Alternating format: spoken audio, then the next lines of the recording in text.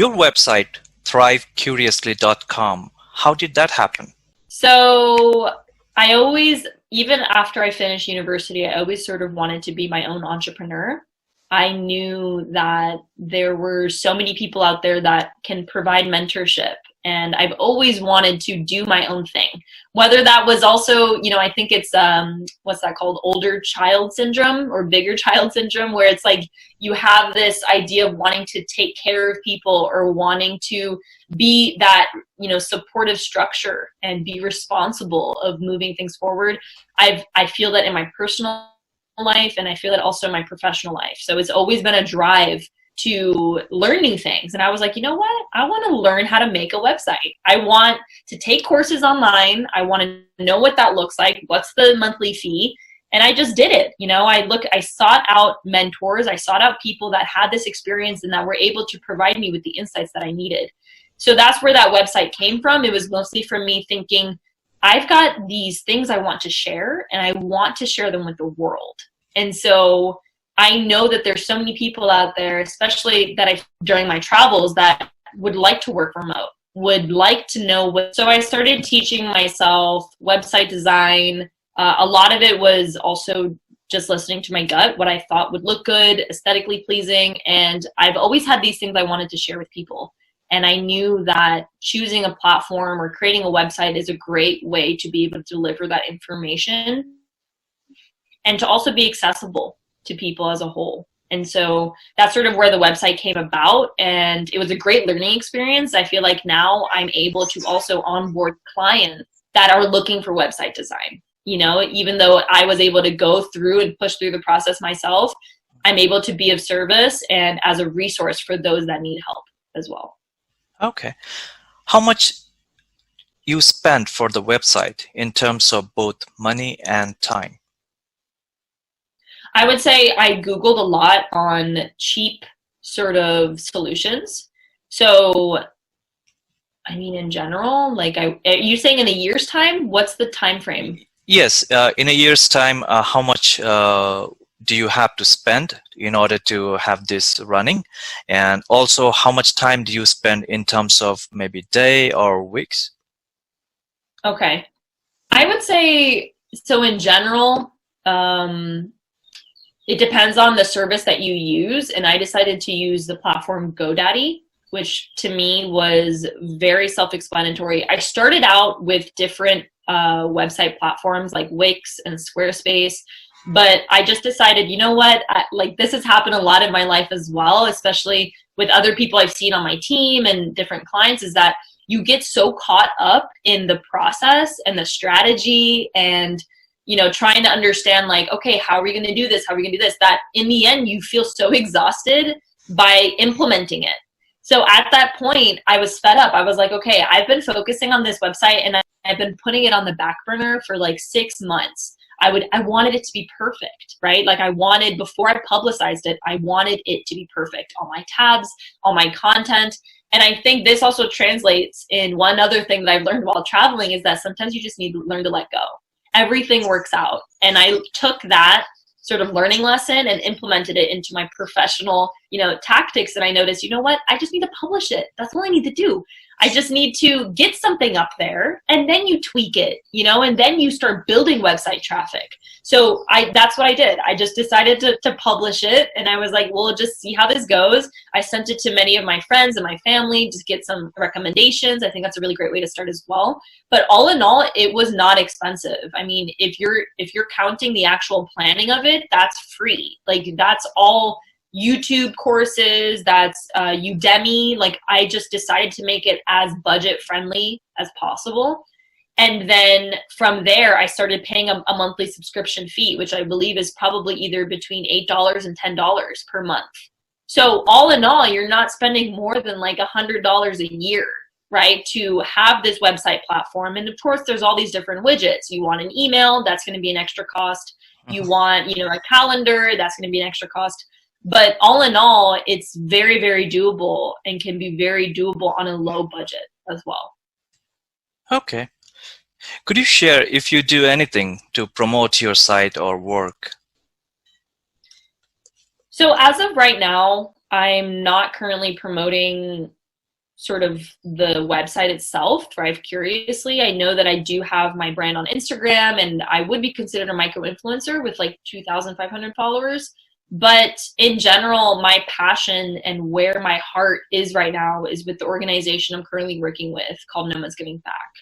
And that's a lot of where my energy is being put into, because this is a startup and it has the opportunity to be fostered and grown. And with that said, it allows me to help local communities, and especially during this pandemic, whether that looks like food bank initiatives, digital learning skills for local communities in Bali, whatever that is. My heart has been gearing towards this social enterprise, social impact route, and I've just been focusing all my time there.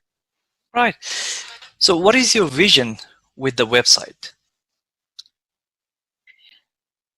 I would say my vision for the website, this is actually something I was brainstorming the other day. I was like, you know what? Like, I've got to do something. I got to get this started again. So I've been through these different types of roller coaster of emotions, but I feel like before you start a certain project, and I'm looking back at this now, is that you need to have your strategic goals set out for yourself. You should ask yourself the question, where do I see this in a year's time? Where do I see this in 6 months? Where do I see this in 3 months? And I feel like at that time, I didn't necessarily go through that process. I was just like, I want to get this up, and I just got to start, writing some blogs. I got to get this started. But all in all, I feel like I haven't been giving it the tender loving care that it needs. So where it's headed right now, I don't know. I can't answer that question, because there's a lot of contributing factors that I would like to sort of see for myself. Looking inward, what is my mission? What is my mission statement? And then you start from there, and then that sort of trickles down into gaining more clarity in different projects that you're working on, So as of right now, I don't know. I can't answer that question. Okay. So you are also an entrepreneur on the go. What else services do you provide? So for Nomads Giving Back specifically, I'm a partnership manager. So I work with a lot of different nonprofit organizations, social enterprises. If you give the case scenario that, for example, let's say you're a nonprofit organization and you need help with, delivering food to young children that were somehow violated throughout their families. That's, for example, a project that we're working on in Buenos Aires. So I'm able to have these global touch points, and I manage 3 teams simultaneously. So one team is in Bali, Indonesia. The second team is in Medellin, Colombia. And the third is in Buenos Aires in Argentina. So as a whole, it's mostly partnerships and providing social impact globally. That you are associated with nomadsgivingback.com, and you said that this is basically giving back to the local communities and doing social work. And I also see that it gives some sort of services, say social media marketing, CVs, resumes, etc. So what this is all about exactly?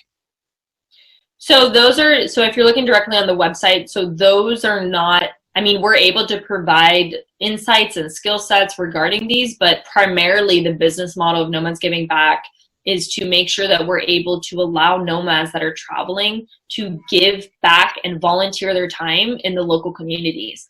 As of my own skill sets that I'm able to share with people, those range from social media marketing, ranging from LinkedIn polishing. I'm able to, if someone, for example, a lot of university students in the past have contacted me to help them with their LinkedIn.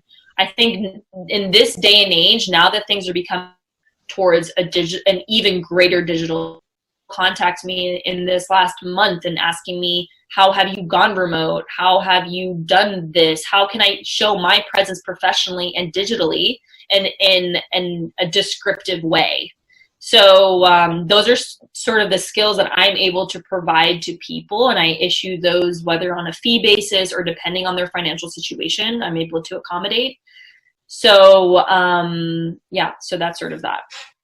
So how does Nomads Giving Back work? Is it like an NGO which gets funding from various maybe government or some other corporates, etc., or does it work on a fee based from people who contact it? So as of right now, since we are a startup, we did start in November of 2018.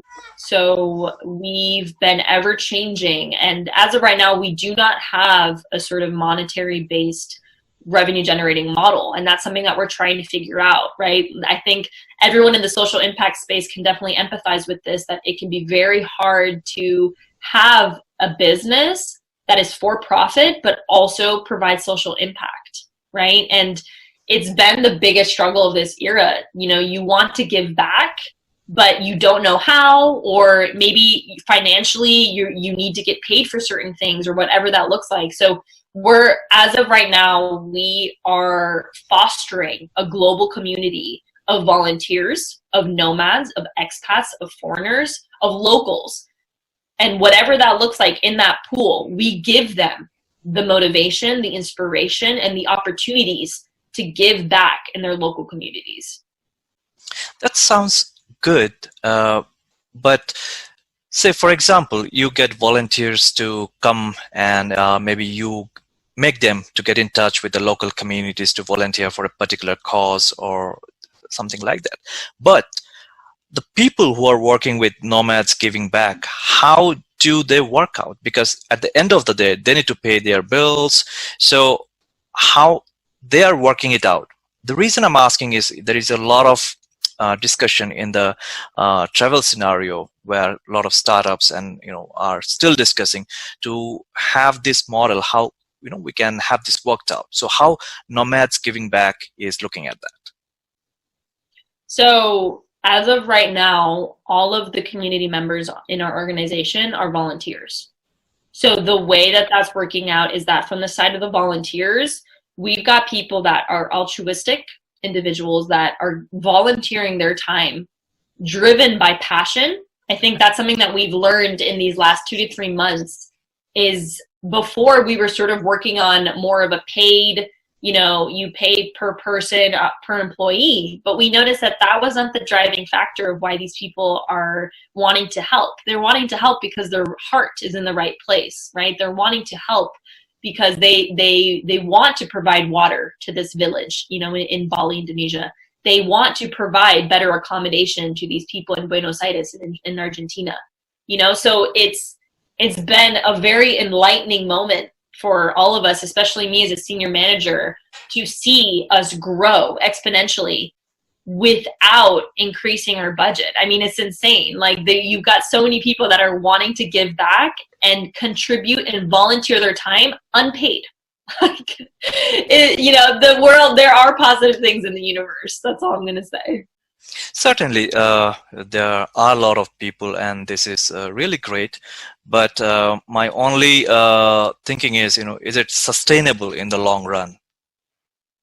Yeah, that's a great question. So as of right now, it is self-funded by the founder, and we are currently searching, different revenue generating opportunities, whether that looks like through e-commerce, whether that looks like through events. Primarily, we were generating revenue through our events, offline events, person to person. We would generate a certain commission.